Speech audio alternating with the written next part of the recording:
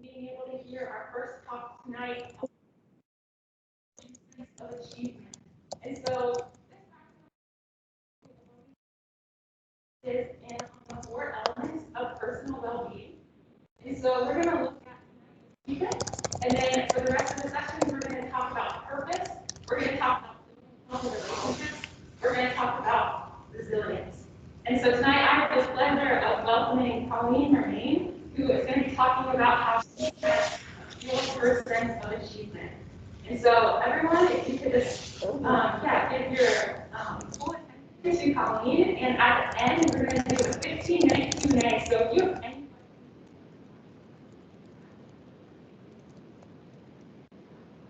get those questions answered. So, everyone, please welcome Colleen Murnane.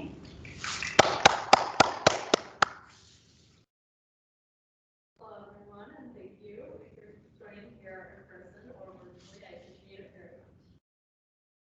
much. And I also just wanted to say thank you to Liz.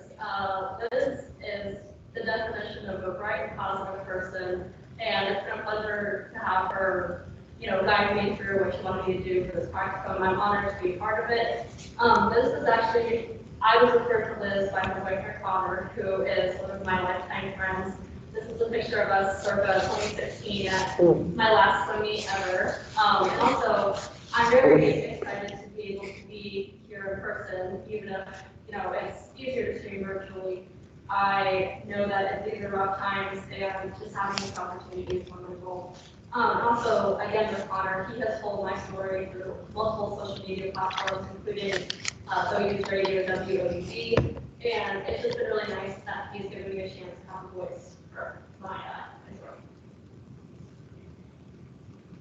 So wellness is a multifaceted version of health.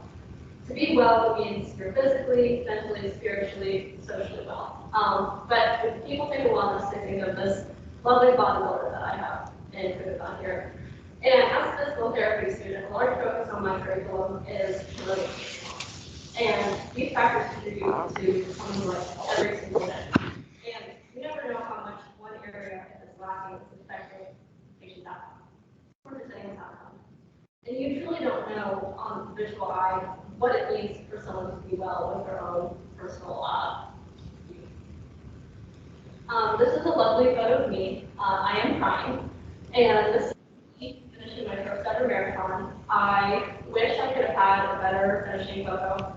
Unfortunately, I did not. But, running a marathon, you would think someone who finishes that they are very fit. What you would not know is that I was not well at the time. I might have been fit, but I was not well. To backtrack, I was not good at any sport growing up. I tried softball, dance, soccer, and a myriad of other activities. God bless my mother for trying to get me to do any sport possible that I was tremendously horrible at. I was always uncoordinated, slow. I was the goofy kid that people didn't want on their team. It was not something for me. But my mom, who's pictured in both of these, has her finishing the Chicago Marathon. She had done that twice in my life. The first time she tried to run a marathon, she was really tired and feeling sick, and then she found out she was pregnant with me. So obviously I never stopped for that. But she tried to get me to run with her all throughout my uncoordinated years, and I just refused it.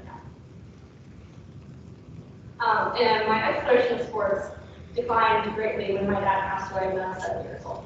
My mother was a night shift nurse, and again, that schedule is horrendous for trying to maintain being a single parent and caring for a 7-year-old. So again, that was a big inspiration to me, because she was working as an emotional flight as two parents and taking the emotional toll of losing my father. And that's something that we still think about daily. And I needed something to do physically, but I still lacked coordination and time, and having to adjust to a different schedule. I wasn't sure where I would go with wellness for myself or just in sports in general. This is a picture on the right of me at my aunt's pool. When I was young, I always loved the water. So a few years after my dad passed away, I found swimming. My aunt had a pool when I was growing up. I spent my summers there, and my mom worked at the hospital that was just half a mile down the road. So it was really nice to be able to go there and play all day. Because to me, swimming was fun time. It wasn't necessarily exercise, but it was a great time. But my mom convinced me to join swim team. Some people that we had known growing up were on the local swim team, and she dropped me off at my first practice, and I absolutely hated it. I told her I was never coming back because I showed up with one single hair tie, didn't have a swim cap or anything, and my swimsuit that I had was like ripping apart at the seams, so I had to use said hair tie to tie my swimsuit back together. She got me another swimsuit, and she told me to give it a week, and I ended up doing it for 8 years. I fell in love with endurance swimming on accident. I really enjoyed my first season of swimming, but as a 10-year-old, you only do certain events. When I turned 11, my coach had me do what's called a 500-yard swim. So if you're familiar with swimming, that's 220 laps, and that's way longer than I had ever done before. I looked at them like you have 2 heads. However, I realized that I could pace myself really well, even at 11 years old. And I realized that I wanted that difficult part of swimming by doing the endurance sports. I have pictured my teammates from my high school who would on my lap. When you do an event that long, they have to have lap counters, so it's kind of depressing to watch the low numbers until you get to the end, but it is a good game. I had decent success in swimming.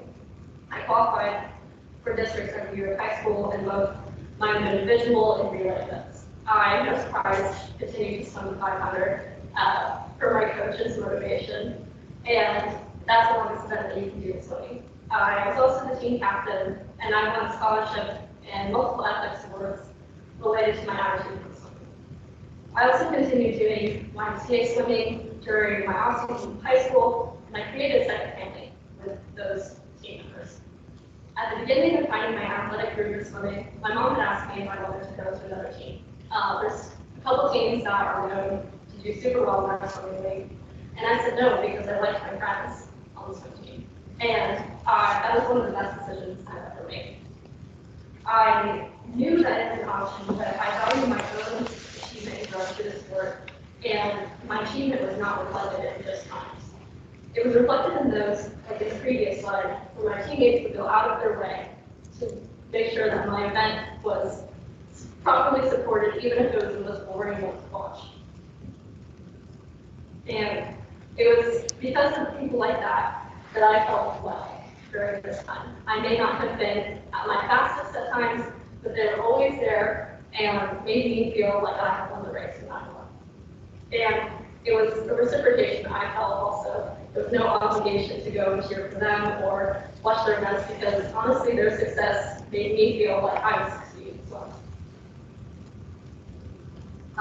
In the middle of my swimming career, my perspective on life and wellness changed with my mother. My mother was diagnosed with multiple sclerosis in 2013, which is a neurodegenerative disease. Basically, your myelin covers the neurons in your body, and when that is damaged through multiple sclerosis, you have a lot of deficits such as coordination, balance, and it really impairs every system in your body. As you can see from this lovely picture, it looks like real fun disease to have. Shortly also after her diagnosis, the nursing unit that she worked on closed, so that left her on the way. This situation both physically and financially affected us, and it seemed kind of bleak during times when we had all this other stuff going on to try and continue to keep up. However, my mom developed a foot drop and decreased sensation on her left side, which made it difficult for her to continue running because running had been her stress reliever after my dad passed away. She continued to do it, and despite her wanting to, have me join with her, I refused continuously. But it wasn't until she couldn't do it that I was motivated to do it. And it was really exciting for her because she valued it for fitness and like I said, stress relief.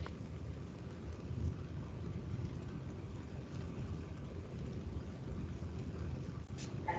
So, in the fall of 2015, I decided to run a full marathon for my mother. Although she couldn't run due to her multiple sclerosis, she also began an exercise program to ask advice for endurance and strengthening exercises. The first picture on there is from my second marathon, but I'll explain the relevance of that. I began to enjoy the thought of working with others, especially through exercise and mobility. Throughout my training, my mother made sure to assist me with all aspects of my training, and she showed great pride in my accomplishments. And that kind of got my gears rolling with what I might want to do with my life, and that led me to physical therapy, actually.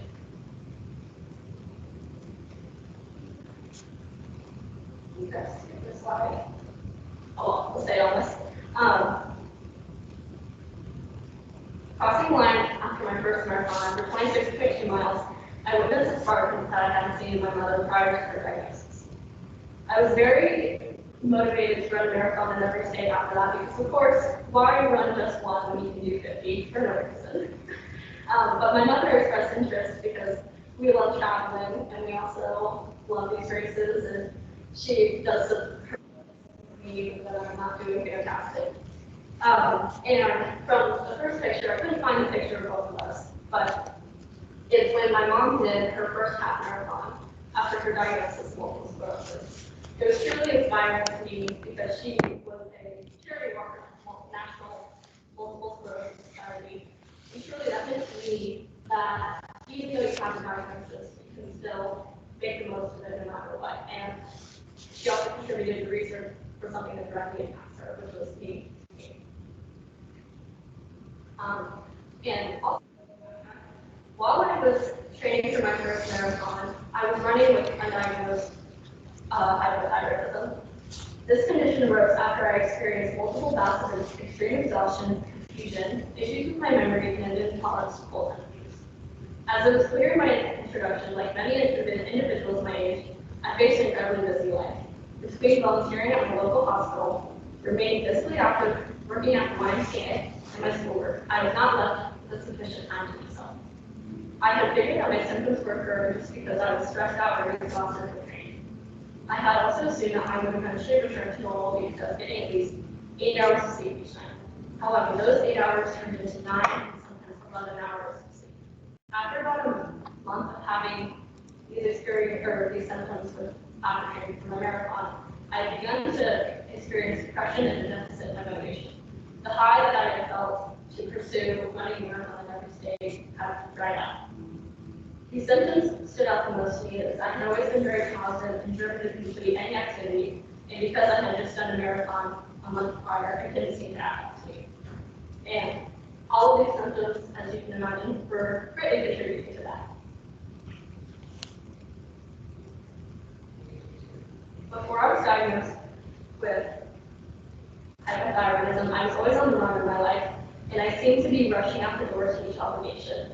I often neglected to do simple things that made me happy and began to get out of touch with the self-loving aspect of my life. I loved endurance sports and what they meant to me, and they made me feel what I thought was well. But what I did not know is that I was neglecting the most important areas in my wellness. Sure, I was getting these amazing medals and having these amazing experiences and crushing workouts sometimes, but I wasn't taking care of what I needed in order to pursue true wellness. And I realized I had taken my body for granted and overlooked every single day. And unfortunately, this did continue into my undergraduate career. I was so focused on getting into physical therapy school and training that I likely missed out on some of the same experiences that my friends had. I'm very lucky that I had an amazing group of friends in undergrad who motivated me to get out of my studying zone and have some fun and enjoy life and focus on the things in college that are more important than waking up and sitting and run 50 miles every Sunday. So what's relevant is that story? Because I was physically well, I lacked wellness in the most important areas. Not because I was physically well, but even though I was physically well, I lacked wellness in the most important areas. Like I said, I was achieving tremendous feats and honors, but I wasn't honoring myself. And fitness does not equal wellness, because the areas that I was lacking were contributory to my success in endurance sports. Ignoring my mental and social well-being for years on end had begun to take a toll on me.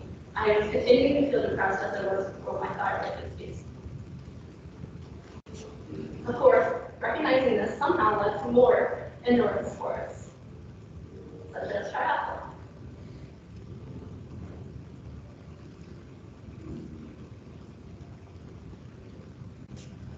I found triathlon when I needed it the most. It combined my ability of swimming and love of endurance running with my rather strong dislike of cycling.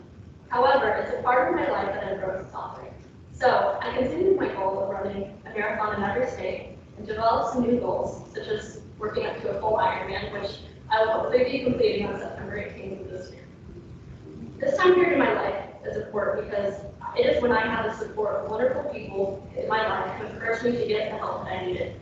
I began to see a trauma therapist to resolve the lasting effects of the adversities I had faced in my younger years. Additionally, I focused on mindfulness and having to redefine what it means to be well in the capacities that are important to me.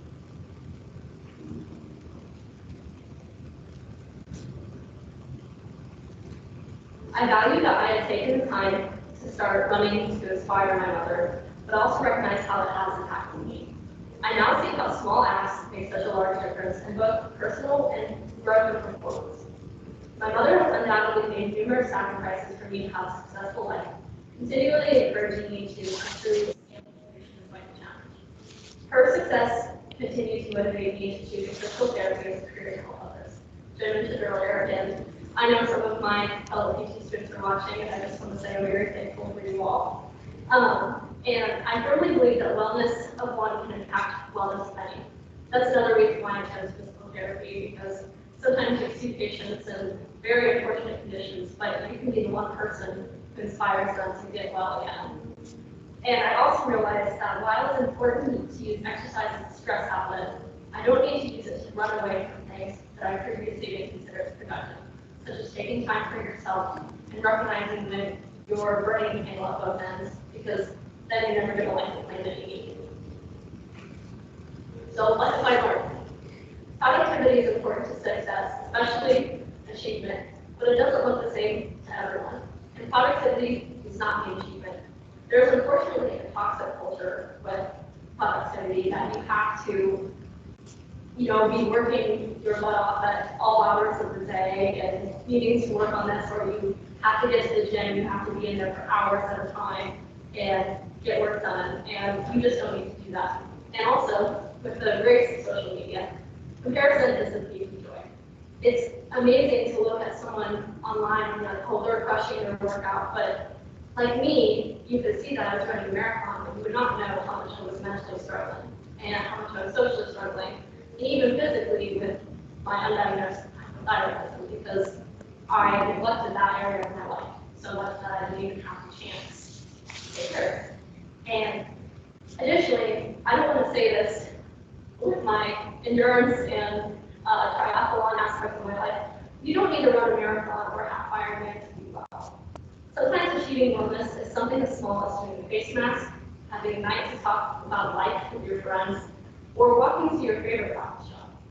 Setting goals is important for success. I am a firm believer that you should never stop setting goals for yourself, and that is what it means to be well in your area of your life. But it doesn't look the same. And just because I have a goal to run a marathon every state does not mean that I don't have goals for myself, such as improving how I view myself and how I spend my time. And it's okay to adjust when you're in our current state. I wanted to bring this up because during the times of coronavirus, it's okay if your physical fitness is not at the top of your priority for your wellness. It's sometimes just about surviving. And I know, myself included, feeling really burnt out right now. A lot of people are studying and getting to the point of finals or facing job loss, and it's just easy to, feel lost. But it's okay if you have to adjust how your life is for the sake of just getting by. However, what I want to share, endurance and pursuing my mental health in a positive way has personally helped me become the person I needed when I was younger. And that has been my goal my entire life. I wanted to be the person I needed when I was younger, but I did not feel it. And your achievement of your wellness is based on yours and your journey alone. It is, again, comparisons and deep joy.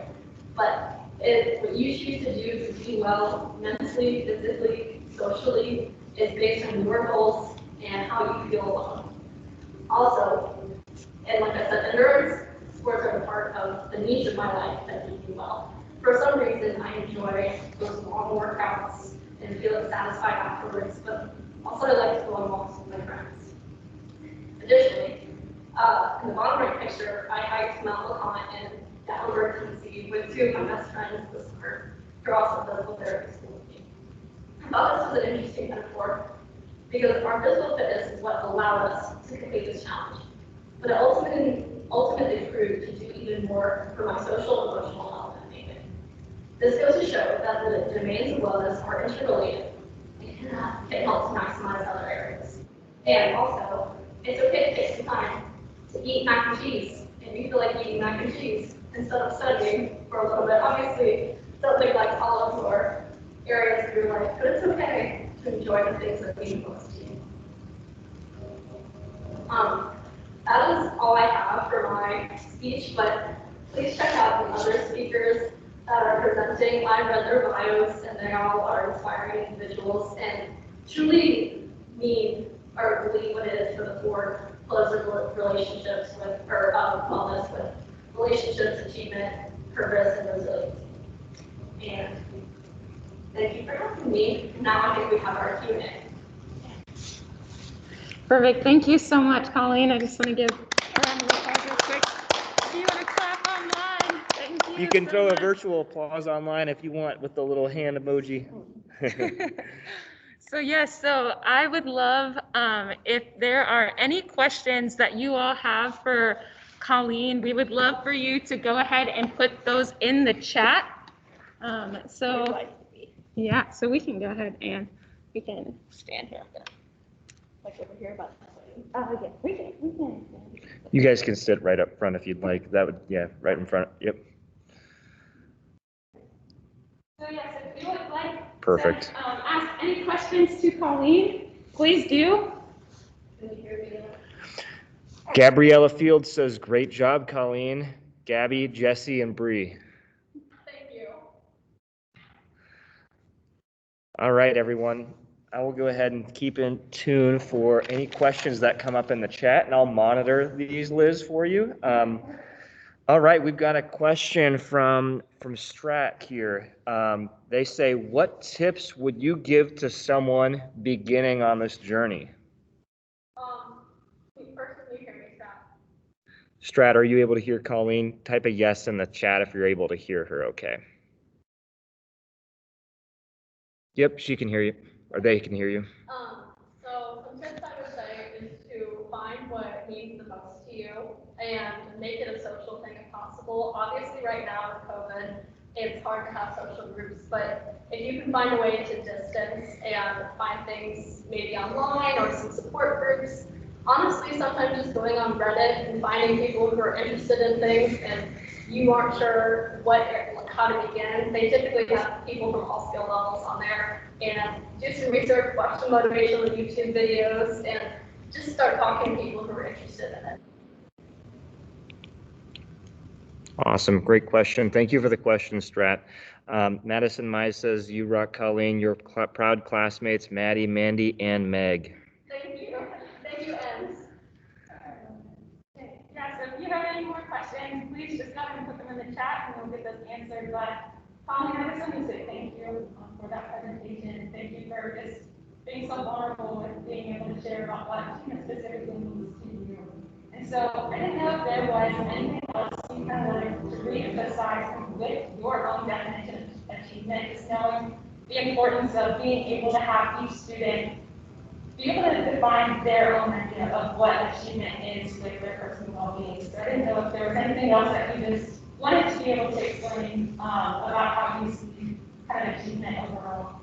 I think it's important to prioritize your wellness on a daily basis because, especially as students, it's hard when you have class all day and you aren't sure if you can get to the gym on time, which is not feasible every day necessarily, but you have to find, I think, one thing every day that makes you feel well. If that's taking 5 minutes to watch TikToks or going on a 20-minute run or doing something, you need to do something every day for yourself that makes you feel whole and fulfilled in some way. And if you can translate that to achievement, then internalize that as something positive for your day, that's all that you need to begin, and then obviously set goals on the things that mean the most to you.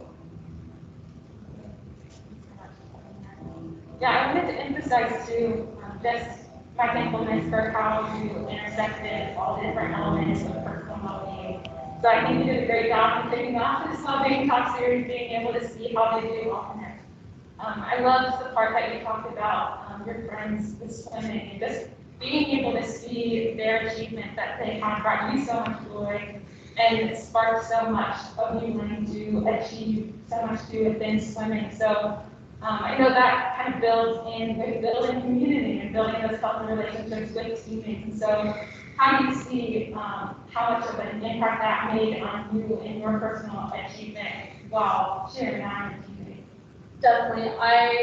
I'm sure my mother is watching this, and I'm sure she can attest that before I started swimming, I was very shy and reserved, and with, the passing of my father and everything else that my mom and I had to deal with, I didn't find who I was in swimming. Even though, like I said, I was mentally maybe not doing well for the rest of, part of my time in high school, that doesn't mean I wasn't well at anything. And coming to practice every day and having people of every age group and people who have all these different life experiences, but we're all there to do the same thing. And I'm sure everyone who's been in a team sport of any kind has felt the same way. It's just so nice to have people where no matter what's going on in your life, you're there together, you're there to work hard, and you're there for all that similar, like different goals, also the same goal of bettering yourself in some way. And the thing about how that changed me as a person is like I was consistently motivated by them, and I had the mentality of first person in the water, last person out.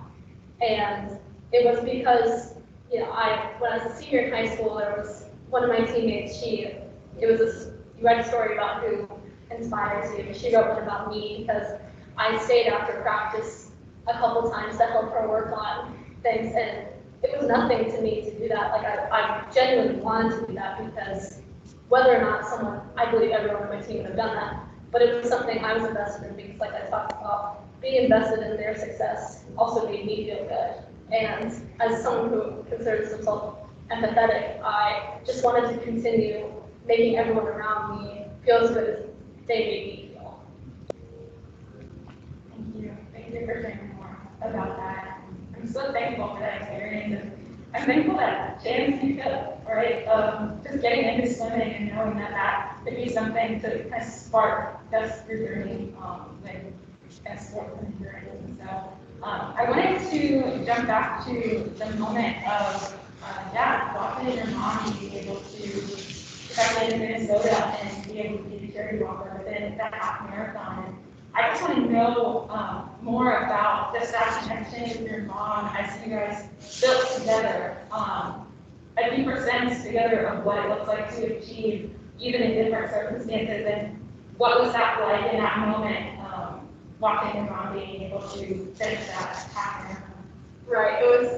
It all, I think, begins from swimming, because my mom would work a 12-hour night shift and then go and watch my swim meets. And when you're 10 years old or 10 to 12 years old, you're like, Mom, you don't need to be there. Swimming. She's there for everything for her, and I'm sure, like I said, everyone who's had their parents at their games or anything that's important to them, you don't realize how much it means to you until you don't have the opportunity.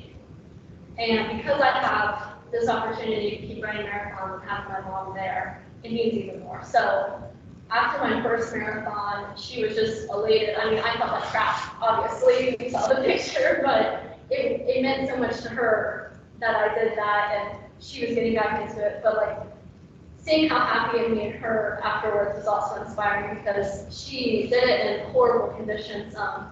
One effect of multiple sclerosis is that you can have heat intolerance, and the day that we had the half marathon, it was putridly hot in Minnesota for some unknown reason. It was 50 degrees the day before, 50 degrees the day after. But just having that bond with her, that we both love going to different states and doing exercise and stuff. It's lovely because she is also there for my triathlons, and she my mom will like look around the course and do everything, and I like going and watching her at races and stuff because, right now she's had back surgery, so she's more limited with what she's doing, but she's still out there walking and doing the best that she can, and that's what I also find inspiring and talks about in the presentation, that she doesn't live her life by multiple sclerosis. Like, you would not know that she had it if you met her. And when I was diagnosed with my thyroid disease, I wanted that to be me. Like, I wanted to be the person who lived their life without their disease. And I think that her and I just kind of feed off of that with each other.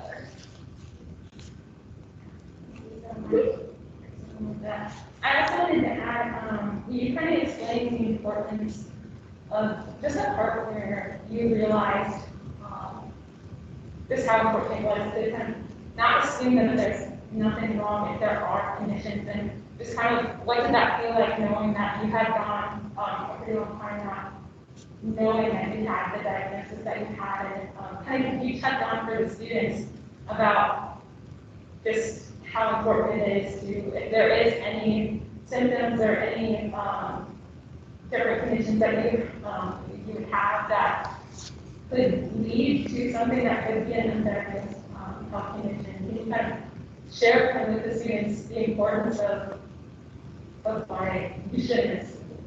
Honestly, it was disappointing to me that I let my symptoms go on so long. Because, like I said, you look at me and you think someone's well. The way, I'm swimming, running, doing everything that a high school senior does. And the fact that I neglected it to continue to push and push and push, because I had the mentality that you just gotta push through, you gotta keep going, this will resolve.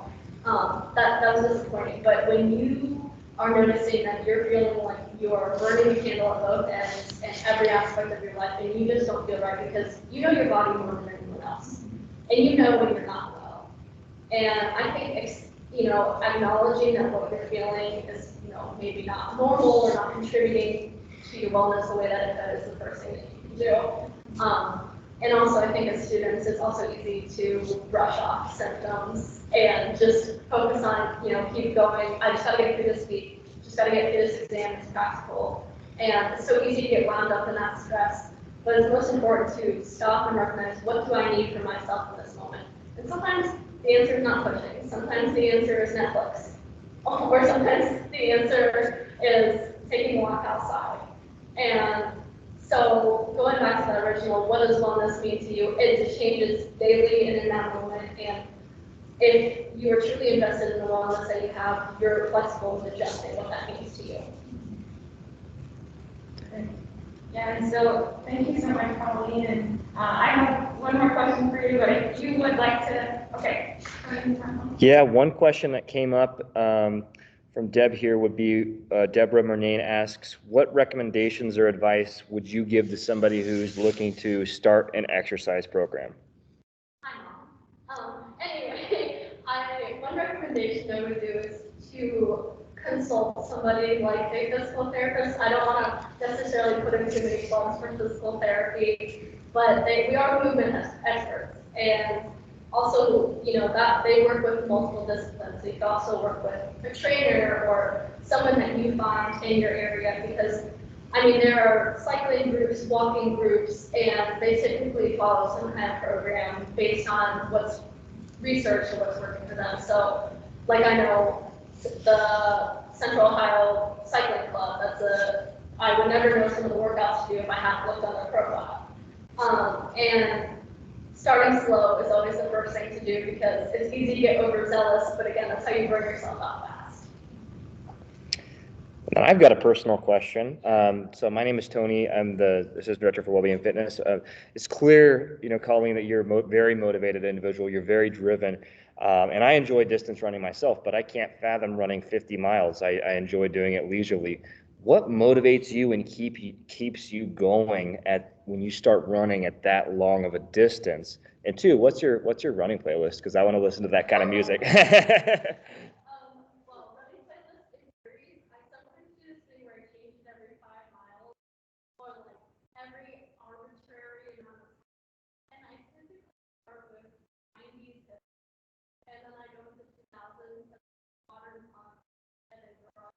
you know, it just depends. Sometimes I'll find a song, like for no reason. Last week it was Cheeseburger in Paradise by Jimmy Buffett. Don't know why. This week it is what was I listening to? Oh, Every Day I'm Hustling, which I'm not. Yeah, I'm not hustling. But something I think about my mom. I think about what I've done before, and like I said, I've used endurance sports and long distance running as like an escape, but in a good way, because I'll be thinking about. I won't be thinking about school, honestly. I wish I could be one of those people who could review for tests and stuff in their head. I can't. That's because that's my time. That's time to myself that I don't have to dedicate to anybody else. I wish I could say that I think more when I run, but I don't. One time I got bored during a half-ironman and started thinking of primary colors making secondary colors. So honestly, it was anything that came to me. But when I'm looking deep for motivation, I do think about how I do feel after crossing the finish line. Now that's horrible, but the emotional feeling that's associated with it for sure. Awesome, thank you. So, right, in September Yes. of this year, you're going to have the Full Ironman. Yep. So how are you feeling about that? And also, is there any part of just the training that you would want to kind of expand on and talk about?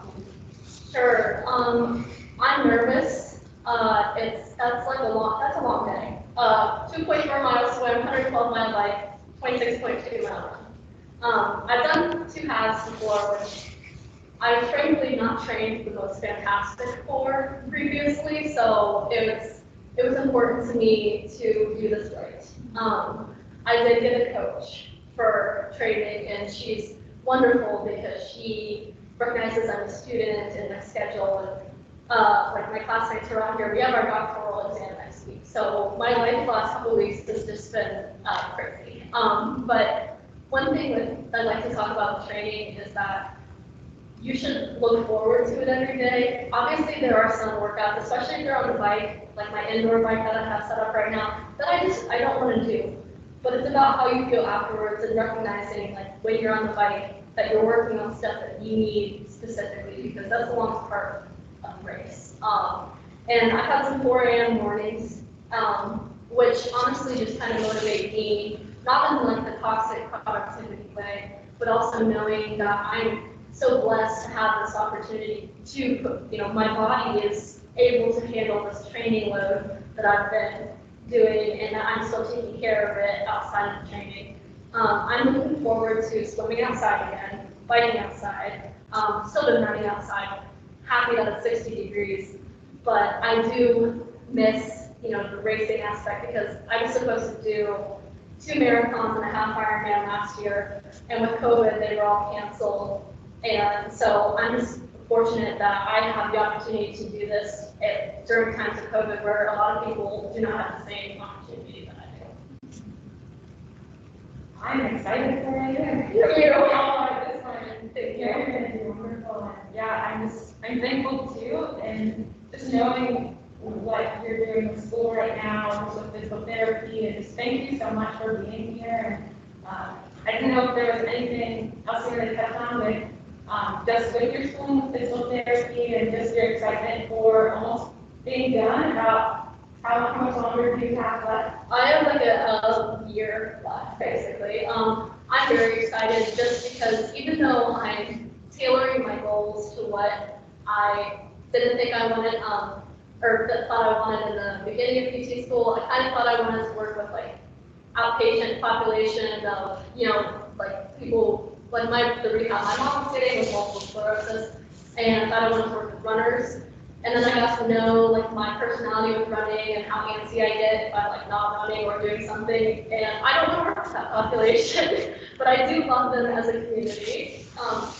But I'm really fortunate that I'm getting to explore these areas. My current interest is burns, and I'm going to have a fun pool where I work with traumatic brain injury and spinal cord injury patients. And while they're not at a necessarily high level, they can achieve high level things with physical therapy, and the value of teaching someone how to do independence. You don't realize how much you take for granted being able to wash your own hair, brush your teeth, and that's part of the dignity that we get as humans. And being able to provide that for someone else is meaningful in so many ways. I'm very excited for you, and once again, just thank you so much for taking the time to share your story and being able to present on this platform, being able to kick off the Wellbeing Talk series. And so, are there any final questions in the chat? Final questions in the chat. If anybody has any questions for Colleen at this time before we conclude, please go ahead and type them. Nothing's popping up quite yet, but I want to give people a few moments just in case they're thinking of any last minute questions here. Well, thank you for having me, and thank you everyone who has joined this. I deeply appreciate it because I know the people who are on right now are people who love me and are joining with their busy schedules to hear me and in person, of course. Appreciate it.